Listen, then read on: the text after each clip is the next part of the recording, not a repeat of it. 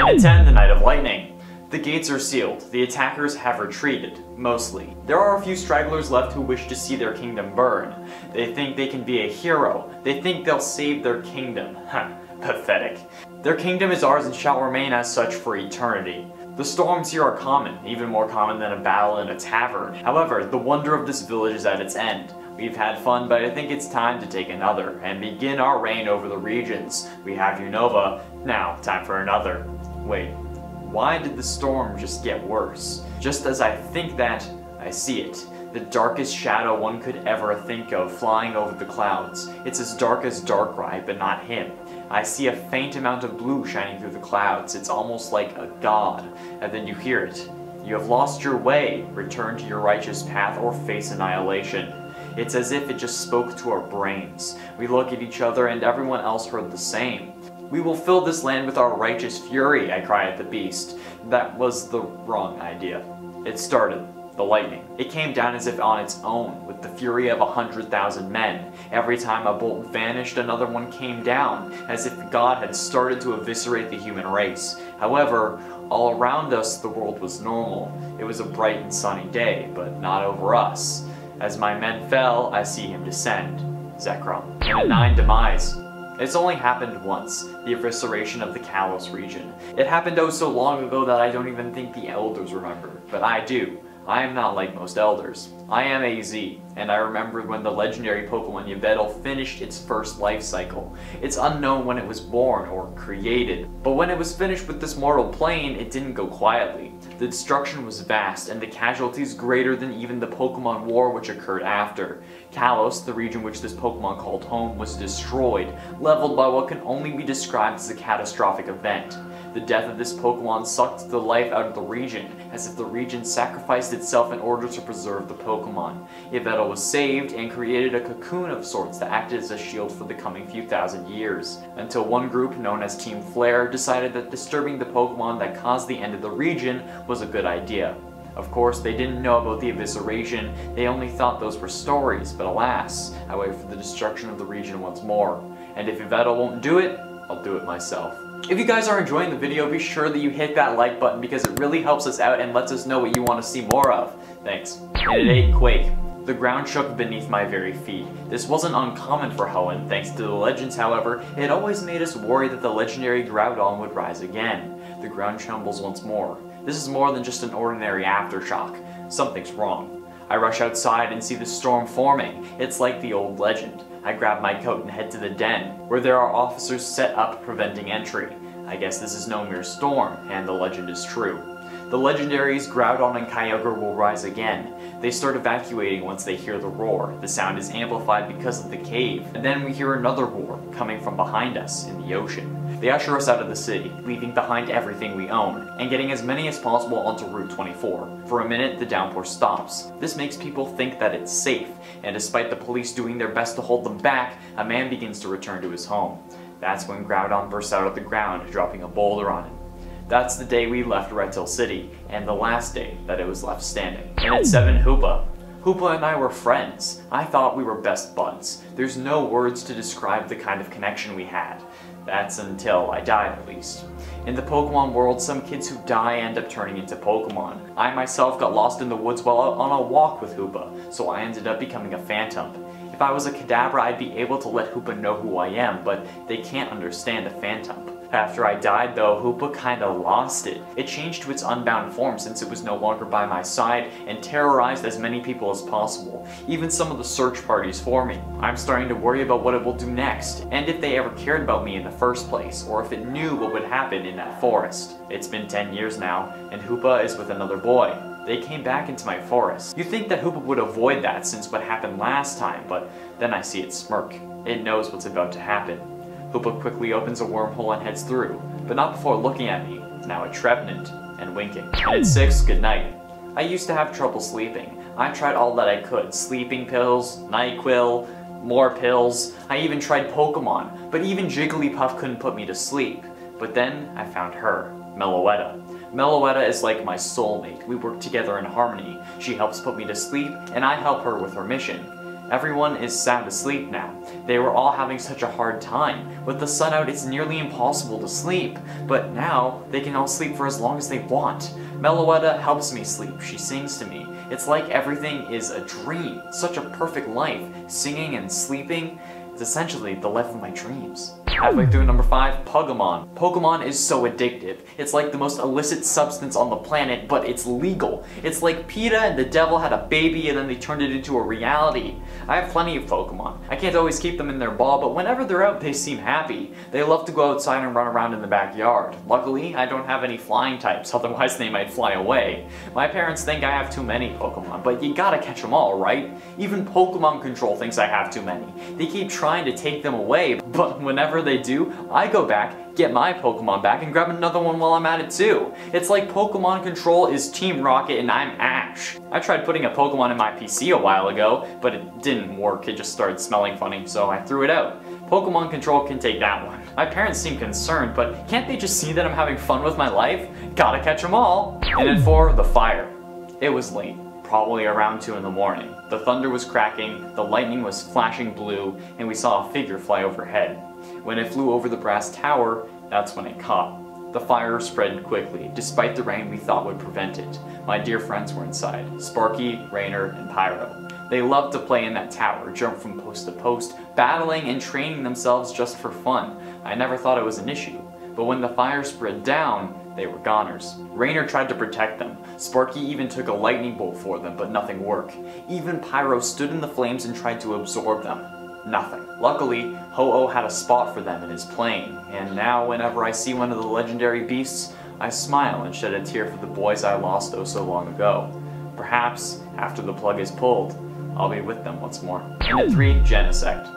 Genesect? More like genocide. That monster is unstable and should be put in the Pokemon graveyard with the others. They were already temperamental to begin with, but their leader, the Red Genesect, is ruthless. He's the one who started the original Pokemon War. The one that claimed the lives of millions of Pokemon. The Pokemon who put their lives on the line should be the ones who remain, not these goddamn unhinged monstrosities. They've nearly leveled all of Castelia City at this point. The psychopathic group led by their leader won't let any human live. I've managed to hide inside the debris of one of the buildings, but the moment they suspect something, I believe it will be the end.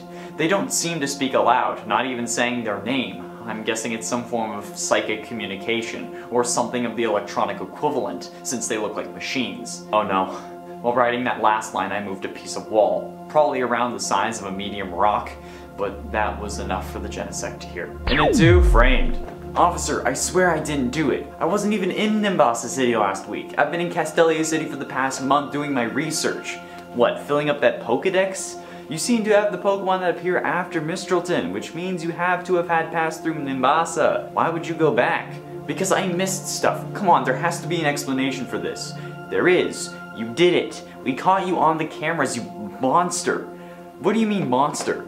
Here, look at this and then tell me that's not you. It may look like me, but it's not. What do you think? Arceus just created another version of you to tear that old man apart?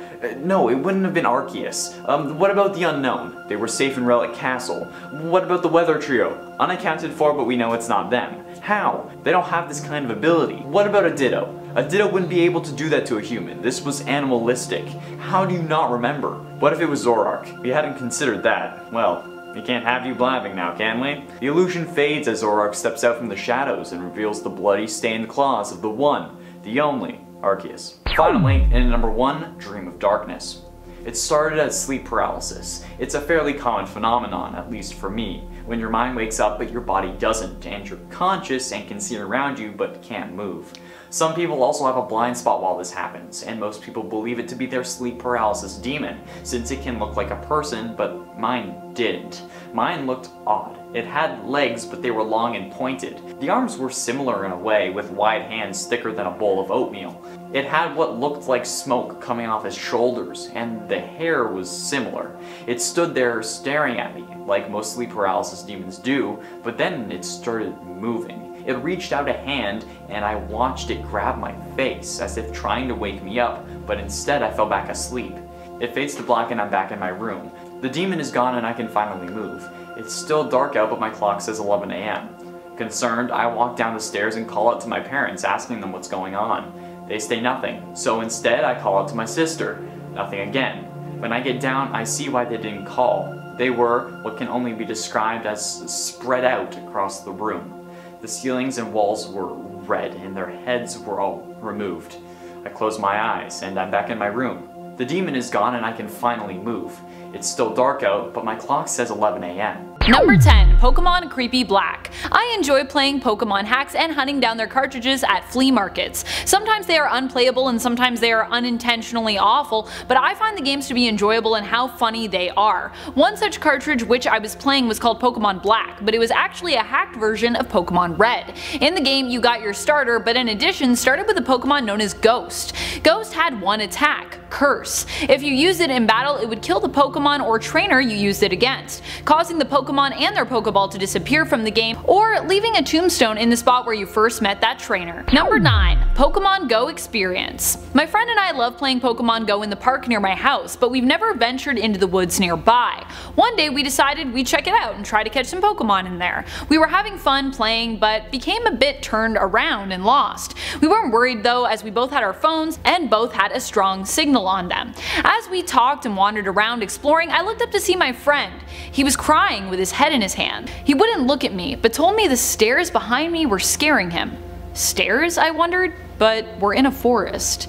But sure enough, when I turned around, there they were, a set of wooden stairs that looked almost new. He told me not to climb them, but I wasn't scared and I wanted to check if they were real. They were. When I got to the top though, I felt lightheaded and dizzy. I turned around, but it almost felt as though my body was moving independent of me, as though I was experiencing sleep paralysis and couldn't control myself. Then I noticed giant, humanoid pale spider legs in the corner of my eye, climbing up a tree next to me. I recovered control and bolted out of the forest with my friend in tow. Needless to say, I have yet to return to that park anytime soon, and my friend still won't talk to me because he's still so freaked out. Number 8. Pokemon Gray. One day when I was going to play Pokemon, I noticed a cartridge among my games that didn't seem familiar. I'd never seen it before. On it was the name Pokemon Gray, and it seemed to be made out of something other than plastic, something smoother and harder. But it fit in my console just fine, and I booted it up to check it out, as I'd never remembered getting it or hearing of Pokemon Gray ever before. The load screen and gameplay were different. Everything was darker, and all the characters in Pokemon seemed to be skeletal versions of themselves. When I went to select my starter Pokemon, Professor Oak told me after I picked the skeletal Bulbasaur that there would be a price, and that Bulbasaur was not complete. He needed something from me. My bones. I shut the console off immediately and threw it against the wall. When I got enough courage, I went to retrieve it and checked out the cartridge. It had a crack in it, and that's when I noticed that it was made out of a different material than the others. It was made of human bone. Number 7. My friend Banette. Her favorite gift that she had gotten for her birthday was the Banette Poké Doll. It was so cute. She promised that she would take it with her everywhere and never leave it. But years passed, the doll became worn and was swapped out for newer toys. Eventually the girl who owned it got older and parted with the doll, throwing it into the trash. The trash, Banette thought as she lay discarded. I don't think so. When the girl got home, she saw Banette sitting once more on her bed, surrounded by a bunch of other dolls and plushies which had been torn apart and decapitated. She was too confused to react as the Banette seemed to come to life, surprising her. It leapt, feral, attacking her and mauling her face. She was dead before she could do anything. Never again would she abandon any of her dolls. Number 6. Charmander, is that you?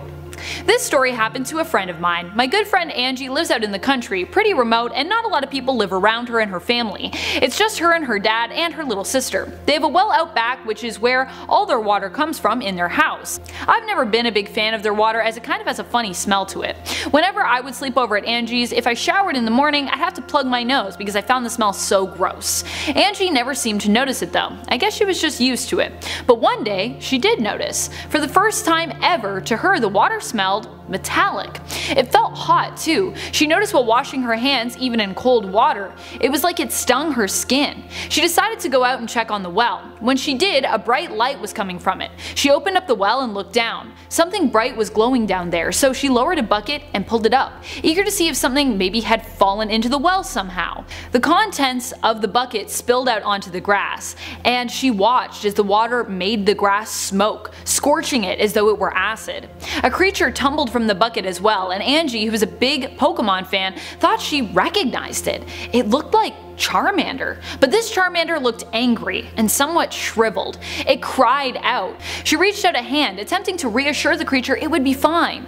Charmander was her favorite Pokemon after all. The creature tilted its head, took in a little breath, and looked down at her hand, exhaling a bright, hot flame. Her hand caught fire. As she patted it on the ground, attempting to put out the fire, the creature scrambled out into the woods.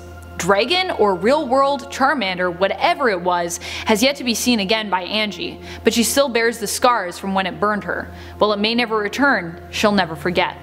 Number 5. Wartortle at the End of Time. My friend Charlie's brother Travis loved playing Pokemon. He prided himself on being the best trainer and made sure he always collected every single Pokemon in the games. He always bragged that he was the best in Pokemon battles, no matter which Pokemon game you were talking about: Red, Diamond, Ruby, Silver, Pokemon Go. He prided himself on being number 1. Or he used to. He doesn't play anymore, and when I asked Charlie why, he told me that something had happened to Travis while playing. Apparently, while playing Leaf Green, Travis said the game glitched out. The screen went black and then opened up on a very old looking Wartortle. The Wartortle said that he was an immortal Wartortle who had been alive since the first days of Pokemon, and its spirit had lived even beyond that. The Wartortle survived in the game by feeding off of gamers' souls. It found that the better someone was at the game, the more nourishing their souls were. It had come, it said, for Travis's soul. Number 4. The Haunted Woods. The woods near my house were always quiet, until one night. I was walking home after playing at a friend's house. It was getting late and darker outside by the second, so I decided to take a shortcut through the woods. That's when I started to notice a whistling sound. I don't know why, but I was curious. I felt compelled to wander towards it, as though it were calling me. Later, I would realize why. It was the children's spirits. They only wanted to play. They only wanted more friends. But I became lost in the woods. Lost, as they had been lost before me. I never found my way out, collapsing on a stump, starved and thirsty as my organs began to shut down. My spirit merged with the stump then, became fused to it, and I too joined the whistling in the woods with my new friends as another ghostly phantom. Number 3. Buried Alive Model. It is rumored that the original final story of the Pokemon Tower featured a boss, originally known as the Buried Alive Model, but that the character was later replaced with the Marowak ghost instead. This Buried Alive Model, also known as the Buryman script, involved you fighting a decaying human corpse appearing to be crawling out of the ground. It would battle you with 2 white hands, a Gengar, and a Muck. If you lost the battle, the corpse would cry out, "Finally, fresh meat!" Number 2. Missing Pokemon Trainers. My friends and I have always loved playing Pokemon Go since it first came out. We're all Team Valor. One of our favorite things after the school day is done is to walk home together catching Pokemon, battling Team Rocket, hitting up Pokestops, and stopping to battle at the local gym. It's kinda like our routine. We do it every morning on the way to school, meeting up to walk together, and at the end of every school day on the way home. We all have different favorite Pokemon that are our favorites for leaving in the gym. Mine has always been Emboar. However, one day when we walked home, we noticed one of our friends in the group was missing. Maybe they went home early, I thought, because they got sick in the middle of the day. But when we stopped to hit up the gym without them, we also noticed that their Pokemon was gone, despite the fact that all of ours remained, as no one had defeated our hold on that gym. The next day our friend wasn't at school either, and when we all decided to stop by their house at the end of the day to check on them, we noticed the house appeared abandoned. Even weirder, another of our friends from the morning had seemingly disappeared from the beginning of the school day to the end. We also stopped by their home and it seemed also abandoned. Their Pokemon was also missing from the gym we'd taken that morning.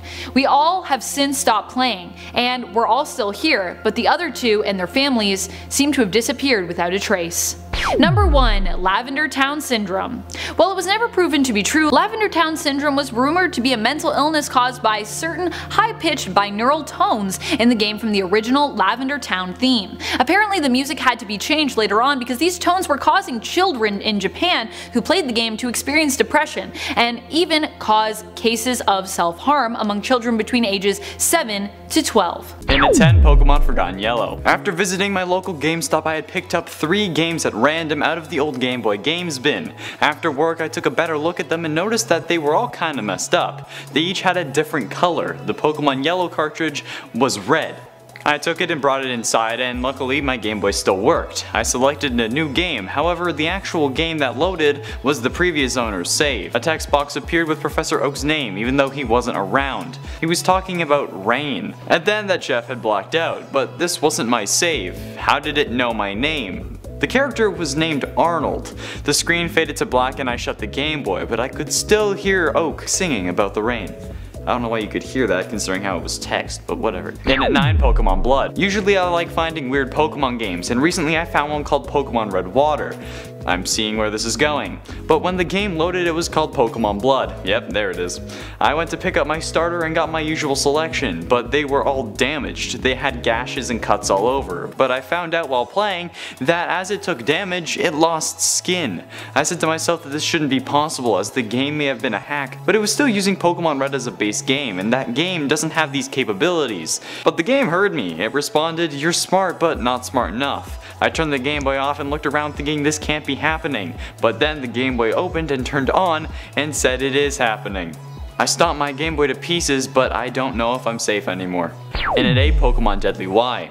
It was the last day of school and I was screwing around, but then I noticed the Pokemon Y game still in its case laying on the ground. I picked it up and the manual said, "My gift to you, noob." Whoever this noob was had left the cartridge, so I decided to see what kind of terrible team he had because I'm such a pro. The title screen looked terrible. It said press start to die, and the bottom screen had the number 666 along with 2 candles sitting between the numbers. When I clicked start the game, it flashed an image of dead people. I had to play it. I had to see what the hell was going on. His save file was missing, so I made a new one, but Oak was there instead of Sycamore. His face was distorted and he looked like he was going to die. Then he showed me Yveltal puking blood with bloodshot eyes and a bloody nose. Then he collapsed from his injuries. And at 7, Pokemon Bad White version.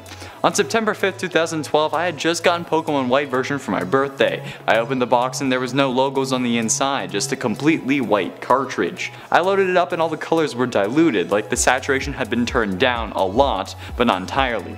There was already a save file with my name on it, and it said 7 hours played, and my Pokedex was nearly full. How in 7 hours could I have done all that, especially when I hadn't loaded the game before? When I loaded the game, I got a message saying leave me alone now, and then my Snivy ended up dying. It flashed a picture that made me sick to my stomach, enough that I could feel my lunch rise to my throat, but I managed to suppress it. A Pokemon battle initiated and it was something I had never seen before. It said it was a Pidove, but its flesh was exposed and torn. It used Screech and that sound was unbearable. It curdled my blood and irritated my skin. Even after closing my DS the sound kept playing. Only smashing it was the way to end it. And at 6, Pokedeath. What do you really know about Pokemon? Let me tell you, Nintendo lies. I had recently gotten a copy of Pokemon X, but the start was like black and white, and instead of Zekrom or Reshiram, it was Banette. When the game started, all the NPCs would say either a letter from Banette's name, death is from the doll, or ask me to borrow an escape rope so that they could hang themselves. Dude, just get a noose on Amazon. At least they asked politely. If I gave them one, a live action scene would play showing them doing it. If I said no, they would say screw you, won't you let me escape from living in this hell? Professor Juniper was not at her lab, only a grave in her spot. It said that the world was being destroyed by the doll, and it told me to take one of the Pokemon to kill it. I picked Oshawott and walked out of the lab. I was instantly put in a battle with a level 100 Banette. It bullet punched my Oshawott and sent it flying off screen. And then, it turned its gaze to me. And at 5, Charizard! I know you're looking at me weird, but please don't. I'm not meant to look like this. I used to be so happy. My friend loved me so much, but he would always hang out with his Charizard instead of me, since it was his starter after all. But eventually, it ended up dying in a gym battle. He cried all day. But he thought that another one would fix it, so he went and got another, but he is already carrying 6. I told him he could put me away for a little. All I wanted to do was see him happy, so he did, but it was a very, very long time. While on the PC I could feel myself warping. It sounds strange, I know, but all I could feel was my skeleton being pushed and pulled in every direction. At first it seemed like there was no point to this, but over time, the others in the PC started doing the same. They each started warping into something twisted. Something we all wanted to be for our friend, our trainer. Eventually, we all warped into variations of the Pokemon our trainer had lost. We were all deformed Charizards combined with our original forms. I used to be a Bulbasaur, now I'm a Charizard. Kind of. And at 4, trapped in a cave. It was night. The wind was blowing ferociously, so I tried to find a cave. As I did, I saw a light nearby, and I hid to make sure I wasn't attacked, but I saw a terrible sight. A Charizard and what I can only assume was its trainer were nearby. The trainer was on the ground, missing both his legs and an arm, and the Charizard looked terrible. It was crying. I heard the trainer ask his Charizard, who he called Ruby, if she was hungry. She shook her head, but even I could hear her stomach rumble. He insisted that she tell him when she's hungry, since he wants to help, but she continued to shake her head, telling him she wasn't. He told her it was okay as he pet her with his one arm remaining. Ruby hugged him, her eyes getting watery. "Ruby, if you don't eat, you'll starve," the trainer said. Ruby began to cry hard, but her trainer reassured her that it's okay and that she had to eat. The man extended his arm towards Ruby, who stared back at him trying to hold back tears. She reluctantly opened her mouth while the trainer slid his arm between her fangs. "Go on," he says, and she did. The man went to sleep and Ruby cried even harder. The man went to sleep to conserve energy, and Ruby cried even harder because she knew what would happen the next time she got hungry. And at 3, Mount Silver. Years before you meet Professor Oak, he trained Red and got into Mount Silver, but once Red gets there, he isn't heard from again. Oak travels there to see that Red has actually died, but his spirit is still there, and all it says is "help me." Oak tried to find another trainer worthy enough to make it to Mount Silver in order to free Red. The Elite Four is positioned in the perfect place to assure that they are your final test before making the climb. When you finally make it, Red is surprised to see you, but without speaking engages in a climactic battle that wages for an hour. When you finally defeated him, he says nothing, but smiles as he leaves and can finally pass on, not being able to say, but showing you with his smile, "Thank you." And at 2, Flash Caves. We all know that you don't need Flash to get through dark caves, but it certainly does help. However, if you decide to take the dark route, there is actually a trick that works with every Pokemon game. If you walk around for a while, you will eventually find a ladder that isn't actually on the map. It will play the walking downstairs sound 4 times, then ask where you think you are. Then you are transported somewhere. You'll know when you can see, and everything is in black and white. Eventually you'll find yourself a hole in the wall. Go through it and you'll be free, but you won't be able to talk to NPCs anymore. In Pokemon Yellow, your Pikachu follower will become a ghost from the Pokemon Tower, and everything will still be in black and white. The only place you can interact with trainers in Pokemon now is the cave where you use the glitch, and if you try to talk to trainers, all they will say is, "Where do you think you are?" and then you will hear the sounds from before, along with screaming and a thud. Finally, in at number 1, Save Me. After being interested with Lavender Town Syndrome, I got a copy of the original game off eBay just to see if it was real. When I got to Lavender Town, there were no NPCs, just one boy in the Pokemon Tower running in circles. He appeared on every floor, and whenever I interacted with him, he would just say, "Save me." Ghosts in the tower would even turn into this boy, having his cry be actual human crying. Now, I didn't mention this before, but my rival's name was Tyler because it was a suggested option, not because I chose it. But that's weird because this game is in Japanese. I get to the top floor and the room is shaped like a T, and remembering this, I ask out loud if it's Tyler. The child turns around and says yes, save me, then initiates a Pokemon battle, but he never threw out a Pokemon, he just stood there, waiting. I fainted him and all he said was thank you. I fall asleep after what felt like hours, but when I wake up, I'm in a car seat in the back of a car holding a different Game Boy in the parking lot of McDonald's. I get out of the car frantically, leaving the Game Boy there, and I got some change off the ground and used the payphone to call my girlfriend. She cusses me out and says that I should have told her I was leaving. At least she sold that damn Pokemon game I bought for way too much money last year. I had been dragged into the game, and now a kid had just taken my place. Starting us off in at number 5, Pokemon Cursed Forever. Cursed Forever's creepypasta is as follows. The narrator begins their tale by stating they've always loved Pokemon, specifically the first 3 Game Boy titles, Red, Blue, and Yellow. Hating emulators, they managed to find a copy of Pokemon Yellow and an old Game Boy Color to play it on. After he bought them and returned home, he attempted to play the game. Immediately though, he realized that the title lacked sound. Assuming the cartridge was a little glitchy, he wasn't surprised when the music kicked in at the main title screen, and that Pikachu, who appears on the title screen, was missing his eyes. When Professor Oak appeared, his head and arms were missing. When our narrator decided to test out the previous game saved on the cartridge, it got even weirder. Pikachu's special emotion window appeared and the electric Pokemon looked incredibly solemn. Then the game continued in Professor Oak's lab. Pallet Town was not like how our narrator remembered it to be. It was entirely deserted with only himself in the lab remaining. Walking north of the town in the tall grass brought forth more surprises. The grass was populated by Pokemon who should not have been there, like Gengars and Alakazams and Cubones. The only option that appeared when he get into into a battle was run. Eventually the player got to Viridian City, which was severely glitched. The only building they could enter was the Poke Center, which looked demented on the inside. Nurse Joy was gone, but her Chansey was still there, who let out a deranged cry, and then a battle began between Chansey and the player. The only option available again was to run, but this time they couldn't escape. The Chansey then used an attack called a QUAKE. That's Pikachu spelled backwards, which is also, by the way, very difficult to say. Chansey then fainted. All of a sudden another Pokemon, an evil looking Pikachu sprite appeared and a new battle began. Now, the player's sprite had an HP bar, and the battle ensued. Long story short, a QUAKE wins the battle. And when the player returned to Viridian City, everything was even more demented, and text boxes appeared declaring that the player had caught a QUAKE. Eventually a screen appears on the player's Game Boy that reads,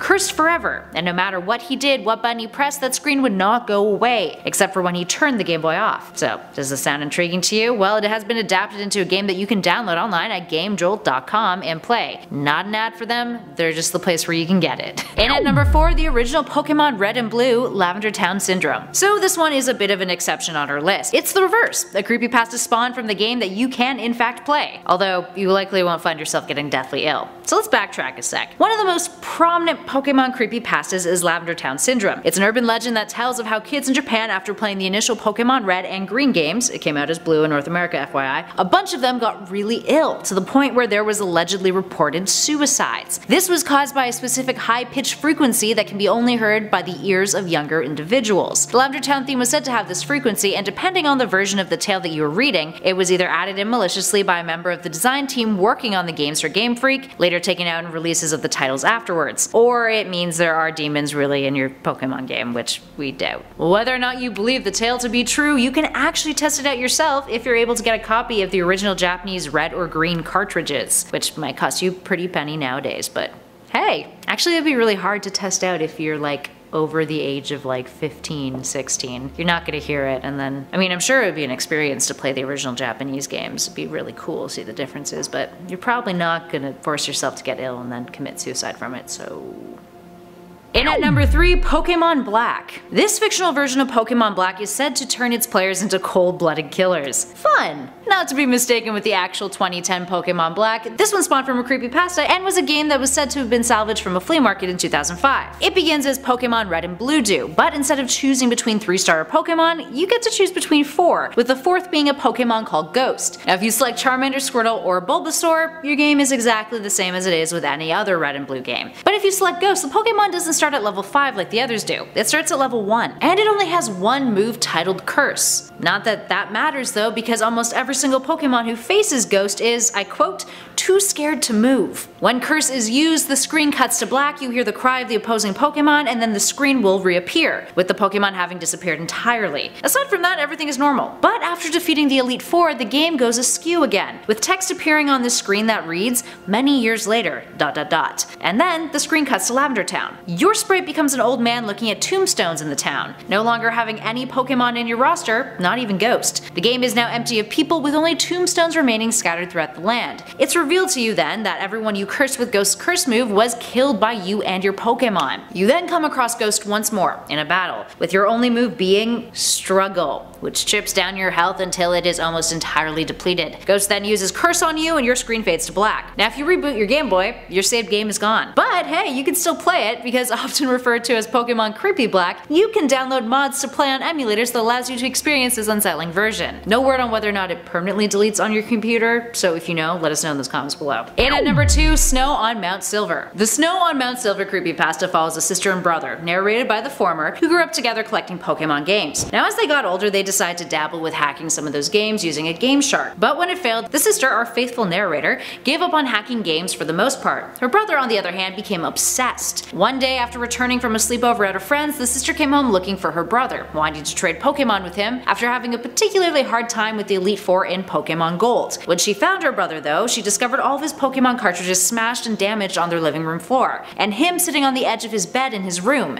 his face pale, a hammer in hand, and his Game Boy Advance destroyed. played. When she went over to give him a hug, he saw her Game Boy Advance in her pocket and screamed, hurtling it across the room and hitting the nearby wall. The sister went over and turned it on to see if it still worked. It did, but when the Pokemon theme began to play out of it, her brother screamed once more, picking up the hammer. He ended up in the hospital in the psych ward for 2 days. Now, during his stay, he asked his sister to get rid of whatever games were left in his room. But when she arrived back home, curiosity got the best of her. She had to see what he had seen, what had made him go manic in this way. She found the GameShark code that he had last used in his notes, a string of unintelligible numbers and letters with the phrase, Easter egg, snow on Mount Silver, written next to it. So she tossed in the cheat code into his GBA with Pokemon Silver. Now, the opening titles were perfectly normal. It wasn't until she saw the time on the saved game that she knew something was off. It read 999 hours and 99 minutes. Whoa. Eventually, a dim map appeared and it looked like static, but as she kept looking, turns out it was actually the Mount Silver map, that static being heavy falling snow. So she began to explore. Her sprite hit an invisible wall, and text appeared that read, I can't turn back now. Even after using an escape rope, she still couldn't leave the area. More strange dialogue continued to appear over the next several minutes, including the sprite announcing that he was cold, and her brother's Pokemon in his roster were all dying off. At the summit of the mountain, Red was no longer there. Instead, it was Celebi, whose sprite looked mangled. It used a move called Perish Song, and a screech came out of her Game Boy Advance. She was teleported to a cave rather than a Pokemon Center, and all of her Pokemon were now mauled. The trainer on her brother's trainer card was missing a leg. All the Pokemon looked frostbitten. Eventually she came across Red's sprite. A battle began. Each of their Pokemon were barely alive, their sprites mangled, and every time they fainted, rather than the text box stating as such, it said that that Pokemon had died, which is not a thing that can happen in the regular games. Eventually our narrator had come to the conclusion that this sub-level of the mountain was some type of hellscape where all of these deceased Pokemon,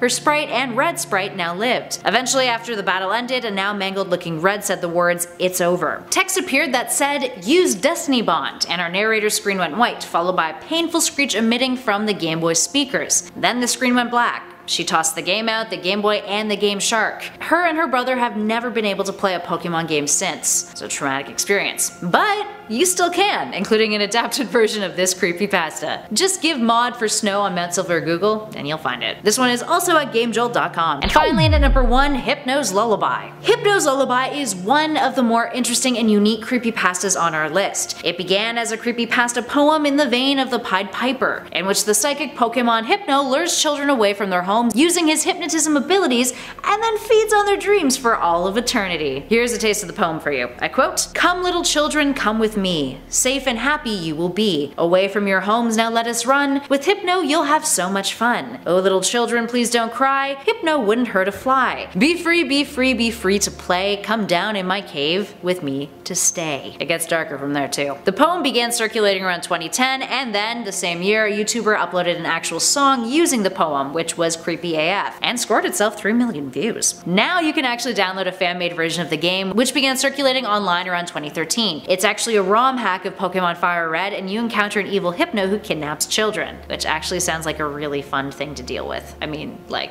obviously bad for the children, but exciting gameplay for you. Number 10, No Turning Back. This had to have been some kind of weird bootleg version of the game, right? In this version of Pokemon Blue, I played as normal, except I could never turn back, and as I moved forward, everything became more distorted from reality. Every time I tried to turn around, the screen would get all wavy and bubbles would float across it. I'd faint, and then reawaken just where I'd been. "You'll drown if you go back," a title card on the screen warned, and yet moving forward only made the game get weirder and exposed me to despicable horrors. Pokemon I'd never seen before that appeared to be wounded or falling apart, or horrifically mashed together in some way. Around every corner was new horror, but there was no turning back. Number 9, Pokemon Poison. This is a story that happened to a friend of mine.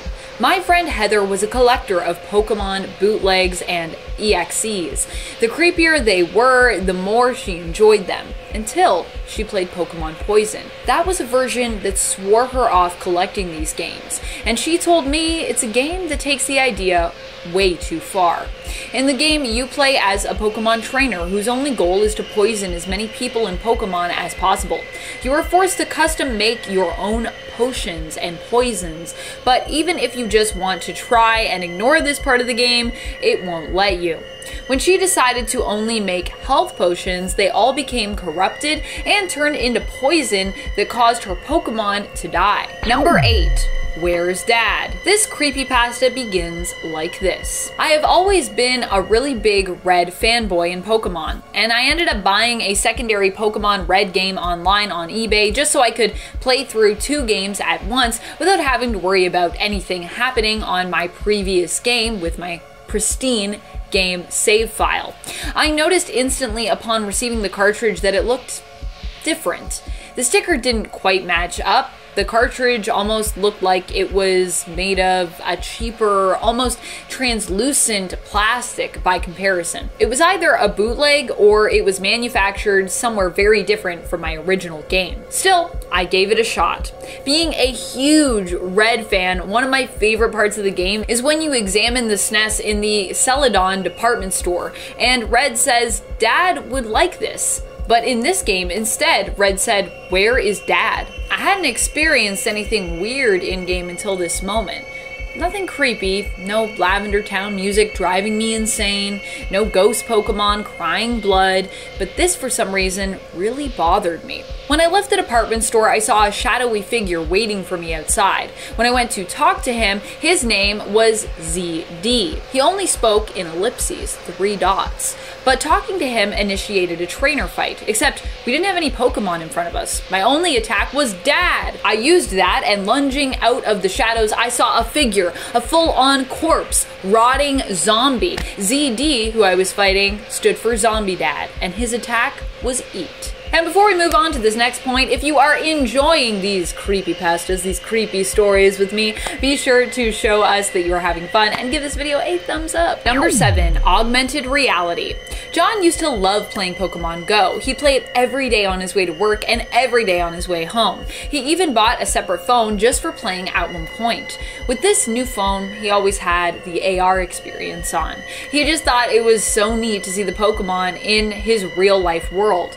That is until one day, when a Pokemon seemingly jumped from the game into his real life. As he lowered his phone, the Bulbasaur seemed to blend into reality. It snapped at a nearby rider on the streetcar, and he leaped in their path to protect them, accidentally falling over into them as the streetcar lurched to a stop. "Excuse me," the disgruntled rider exclaimed in anger. I was just the Pokemon," John stammered, gesturing down towards it, but the person didn't see it. Much of his life continued in this downward spiral, with the Bulbasaur remaining unseen by anyone else except for John, and continuing to ruin his life, causing him eventually to lose his job, his family, his home, and ultimately, in the end, his life as well. Number 6, Pokemon Creepy Black. This creepypasta tells the story of a character who loves to collect bootlegged versions of Pokemon. They have been playing for years and enjoy seeing what kind of fan-altered games they can find and enjoy. One day, they come across a game referred to as Pokemon Black. This bootleg version of the game introduced the player to Ghost. Ghost is a Pokemon who only has one attack, called Curse. In Pokemon Black, the player watches as other trainers and Pokemon appear to vanish when exposed to Curse, implying perhaps that they have passed on as a result of them being exposed to Ghost's attack. No matter which way the player approaches the game strategically, it always seems to end with a one-on-one battle after the end of the game, with the player's character becoming an elderly old man who is then forced to fight against and ultimately lose to Ghost in the end. They have one attack that they can use in their defense, which does no damage to their longtime Pokemon and now opponent. Struggle. Number 5, From Within. This is a true story, one that warns of what can happen when the line between fantasy and reality begins to blur, when you become so invested in games that they become like real life. Isaiah played Pokemon more than he did anything else. Whether he was at school, at work, he would find ways to play. He preferred baths to showers actually, because it freed up his hands to play while washing. He was obsessed, to say the least. Isaiah had always wished that he could live life as though he were a real trainer. It was one day when he was in the bath playing Pokemon Red that he got more than he had bargained for when it came to that wish. He was trying to catch a Gengar, but during his attempt, a cutscene he'd never seen before started up and was triggered. The Gengar he saw in front of him looked hyper-realistic, more realistic than his console should have even been able to show. "Do you truly wish to become the best trainer?" the Gengar somehow asked him. He selected the option yes, but the Gengar demanded he speak aloud his answer. "Yes!" he cried out. The Gengar then seemed to leap forward toward him and then emerged from the screen. It grabbed his face in both hands and pulled him through the screen. And the game console splashed down into the bath. Isaiah was gone, but the game continued. Number 4, Nightmare Attack. This was an attack I noticed my Kadabra had one day while playing in a game. Not sure if it was an error or a glitch or exactly where it came from. I just know that this happened to me and I don't know why. When used, Nightmare would cause no harm to the Pokemon, but after the battle I noticed the trainers were different.